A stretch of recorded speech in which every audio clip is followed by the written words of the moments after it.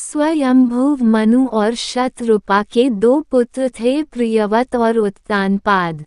उत्तानपाद की सुनीति और सुरुचि नामक 2 पत्नियां थीं। राजा उत्तानपाद को सुनीति से ध्रुव और सुरुचि से उत्तम नामक 2 पुत्र उत्पन्न हुए। यद्यपि सुनीति बड़ी रानी थी, परंतु उत्तानपाद का प्रेम सुरुचि के प्रति अधिक था।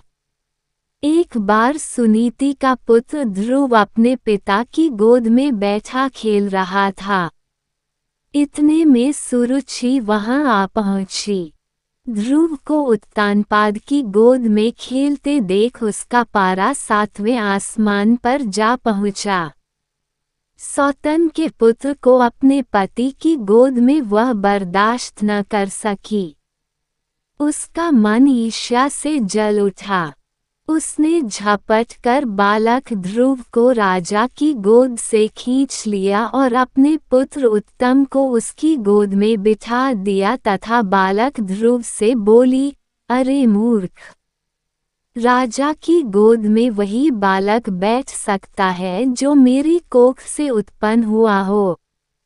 तू मेरी कोख से उत्पन्न नहीं हुआ है, इसलिए तुझे इनकी गोद में या राजसिंहासन पर बैठने का कोई अधिकार नहीं है। 5 वर्ष के ध्रुव को अपनी सौतेली मां के व्यवहार पर क्रोध आया। वह भागते हुए अपनी मां सुनीति के पास आए तथा सारी बात बताई। सुनीति बोली, बेटा, तेरी सौतेली माता सुरुचि से अधिक प्रेम के कारण तुम्हारे पिता हम लोगों से दूर हो गए हैं। तुम भगवान को अपना सहारा बनाओ। माता के वचन सुनकर ध्रुव को कुछ ज्ञान उत्पन्न हुआ और वह भगवान की भक्ति करने के लिए पिता के घर को छोड़कर चल पड़े। मार्ग में उनकी भेंट देवर्षि नारद से हुई। देवर्षि ने बालक ध्रुव को समझाया, किंतु ध्रुव नहीं माना।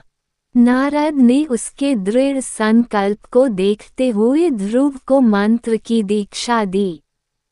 इसके बाद देवर्षि राजा उत्तानपाद के पास गए। राजा उत्तानपाद को ध्रुव के चले जाने से बड़ा पछतावा हो रहा था। देवर्षि नारद को वहां पाकर उन्होंने उनका सत्कार किया। देवर्षि ने राजा को ढांढस बंधाया कि भगवान उनके रक्षक हैं। भविष्य में वह अपने यश को संपूर्ण पृथ्वी पर फैलाएंगे। उनके प्रभाव से आपकी कीर्ति इस संसार में फैलेगी। नारद जी के इन शब्दों से राजा उत्तानपाद को कुछ तसल्ली हुई। उधर बालक ध्रुव यमुना के तट पर जा पहुँचे तथा देवर्षि नारद से मिले मंत्र से भगवान नारायण की तपस्या आरंभ कर दी।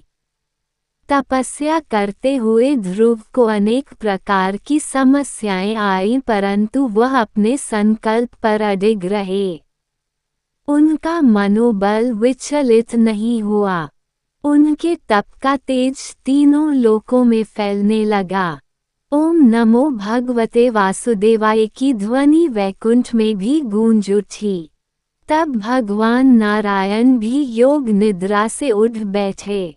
ध्रुव को इस अवस्था में तप करते देख नारायण प्रसन्न हो गए तथा उन्हें दर्शन देने के लिए प्रकट हुए। नारायण बोले, हे राजकुमार, तुम्हारी समस्त इच्छाएं पूर्ण होंगी। तुम्हारी भक्ति से प्रसन्न होकर मैं तुम्हें वह लोक प्रदान कर रहा हूँ जिसके चारों ओर ज्योतिष चक्र घूमता है तथा जिसके आधार पर सब ग्रह नक्षत्र घूमते हैं। प्रलय काल में भी जिसका कभी नाश नहीं होता। सप्तऋषि भी नक्षत्रों के साथ जिसकी प्रदक्षिणा करते हैं। तुम्हारे नाम पर वह लोक ध्रुव लोक कहलाएगा। इस लोक में 36 सहस्र वर्ष तक तुम पृथ्वी पर शासन करोगे। समस्त प्रकार के सर्वोत्तम ऐश्वर्य भोग कर अंत समय में तुम मेरे लोक को प्राप्त करोगे। बालक ध्रुव को ऐसा वरदान देकर नारायण अपने लोक लौट गए। नारायण के वरदान स्वरूप ध्रुव समय पाकर ध्रुव तारा बन गए।